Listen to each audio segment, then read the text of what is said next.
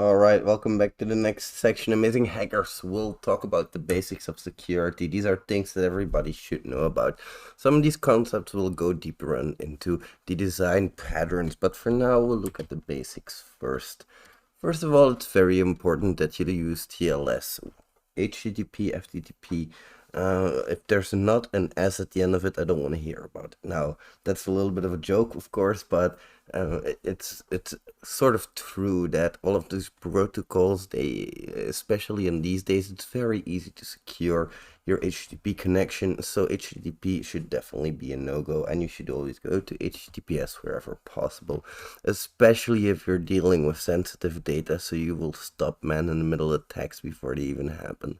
And this is very, very important.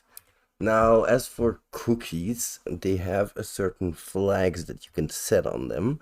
You can set the HTTP only flag, which means that the cookie cannot be used by JavaScript. This can prevent things like cross-site scripting, stealing session cookies, for example. You have the session flag, which means that after the current session, the cookie will be destroyed, of course. You have the secure flag, which means that the cookie can only be served over a secure connection. And then the host only flag, which means that the cookie can only be used in the current subdomain. No other subdomains of that domain can use that cookie. So that's important to know. If you're struggling a little bit with sharing cookies between subdomains, that might be why it's the reason. Now, it's also very important to test every single piece of user input, and you want to do this on the front end, back end, and in your database. I know that most applications these days consist of a front end, back end, and in the database. So you should also implement security on all levels, and that means testing its user input on all levels. And this might be very easy to say, test user input, but you really have to test every single piece of input there. So that's hidden inputs as well, file names, file contents, even an identifier can be vulnerable to things like reflected cross-site scripting if it's a get parameter, for example. And if it's reflected anywhere on the page, ID equals blah blah blah not found, well then you might open yourself wide up to cross-site scripting attacks. File content, sometimes if you display it on a website, of course, parameters that are live but not used. And then headers as well. Now, those parameters that are live but not used may surprise you, because how would an attacker figure those out, right? But security through obscurity doesn't work, and you always have to assume that your system is compromised. You really should never allow for flooding, which, for example, would allow an attacker to enter a massive amount of data into your application and then shut it down completely. We call this application level denial of service attacks. And to do this, we want to restrict user input again on all fronts. So that's front end, back end, and database level, and against all possible parameters. The same that we saw before, of course. On we move to the encryption part, and we already talked a little bit about this with the TLS part, but I also want you to use more encryption wherever needed. If possible, for example, banks, when doing money transfers, they implement extra encryptions to make sure that you're not just, some banks at least, they will encrypt the request so that you can't easily manipulate it, but actually have to decode it every single time. That's something that they can do. For example, base64 encode, that's a very simple encryption mechanism, and we can easily decode that, of course. But still, it's an extra step, and it's usually not as easy as base64. They will have their own proprietary algorithms for that. These kinds of things really stop man-in-the-middle attacks before they even happen, because of course, unless the attacker is able to slip their certificate into the victim's browser, then it's gonna be very difficult for them to actually read the traffic that they're intercepting. Even the URLs, those are also encrypted, by the way, over HTTPS, for example. Now, it's important to use multi-layer security. This is where you give everyone, you assign them to a group, and you give them that group, preferably the proper access levels. We really don't want people snooping around in locations they shouldn't be, so we really don't want them having any rights that they shouldn't have either. And whenever they leave the company or whenever they join another team, adapt their rights accordingly. So that's very important because I've seen plenty of companies where this doesn't happen. Or where they just give you admin to everybody. I know it's well intended, but ethical hackers like me could come in and they could rip your entire database and they could send it over to somebody who's paying me a hell of a lot of money. I would never do that, but unethical hackers, they might have an incentive of money to do that. You really also want to use well-known libraries, and especially for things like encryption. Really don't try to figure these things out in yourself, especially if something exists already. You don't want to reinvent fire. And this is very important because you really don't want to open yourself up to vulnerabilities in your encryption algorithm either. So those well-known components and libraries, they will have been tested properly as well before, which is why I think it's so important to use them. Often they're also open source, by the way, which further increases their security level by a bit. It's not huge. I know that a lot of these open source projects have a few dedicated contributors and actual code reviewers, but still it's better than nothing. Now, make use of delays and rate limiting whenever possible. You really want to prevent denial of service attacks, whether they be from one computer or distributed. You really don't want your application to go down because an attacker decides to unleash a storm of requests into your application. This also prevents password stuffing and also prevents brute forcing of passwords. And this is required in my opinion. And you really want to create maybe like a gradual backup mechanism where if they enter their password incorrectly for 3 times, they have to wait for 3 minutes. And if they enter it incorrectly, they have to wait for 10 minutes. But you really also don't want to allow the victim to be a real victim of this by the attacker being able to lock out the victim's account. So this means that you're actually locking on IP basis. If this IP is making a request again, he's made 5 incorrect attempts, so he's waiting at least 10 minutes, for example.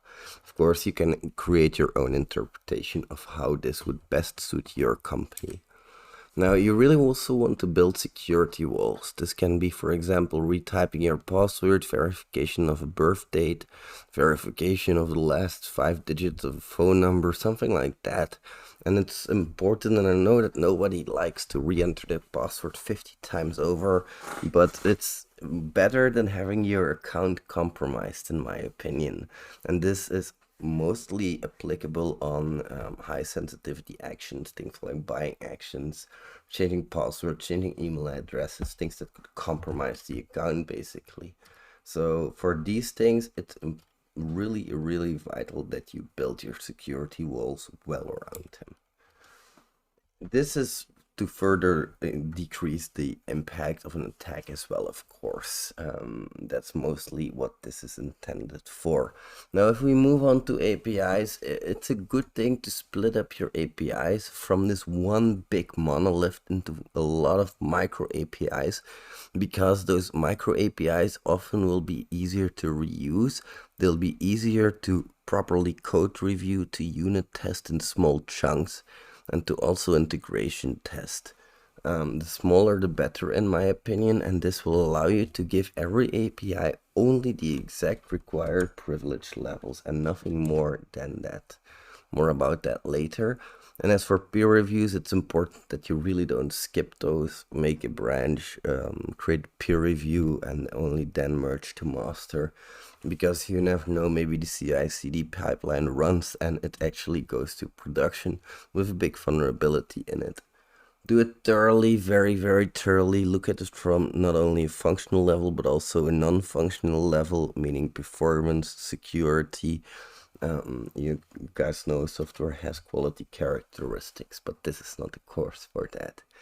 Make and update a checklist for your code reviews as well. And I know this sounds silly, but keep it very general, very brief. Don't go very deep into details.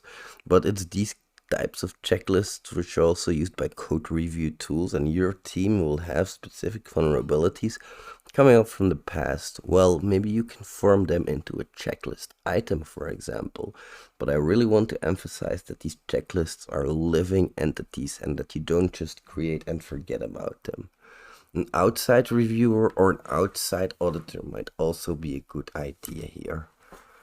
Now, there are some code analyzers, SonarCube, FindBugs, perfect if you use them, but use them alongside manual work as well, because nothing beats the eye of a trained ethical hacker, in my opinion, at least no tools. The path of least privilege is where we give every single process, every single function, every single user input the exact required privileges and nothing more than that. Exactly what is required for the application to function as it is intended and nothing more than that.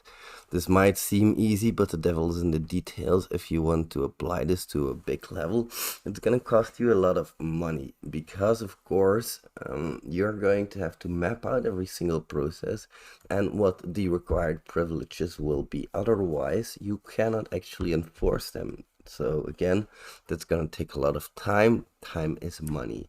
But if you want to do this right, this is the best option in my opinion. Don't leave credentials in, default credentials. Don't use easy, lazy credentials if you push anything to anything but your own computer. Even for your own computer, don't use weak credentials in my opinion. Don't leave them in. Do I really have to say more? If I do, I think you might need a different course. Update often and enforce the update policy. This is very important because this might seem easy, but you have to take libraries into account that you're using and their libraries as well. But you also have to take into account that those libraries might be using other libraries with different versions on them that are outdated and weak. So it's important to really keep an eye on what versions of software you're using and to at least install all security updates and enforce that across your whole organization on your whole library as well. Now for the passwords, you can keep them in several locations I've seen throughout my career. One of the worst places is to keep them in a file, in a config file, for example. The best way to go about this, in my opinion, is to put them into an environment variable, and that's because if you put them into an actual config file, and that config file ever goes public, well, then you might have a problem. And the thing is that config file, it might need to be public for whatever reason, might need to contain a password, and that means a public password got leaked, which is a very severe issue, of course. I mean private password, but the password becomes public, of course. And again, sometimes you want to then separate your password policies and your code policy, your config file policy. So that's why it's important to also separate your passwords from your files, of course.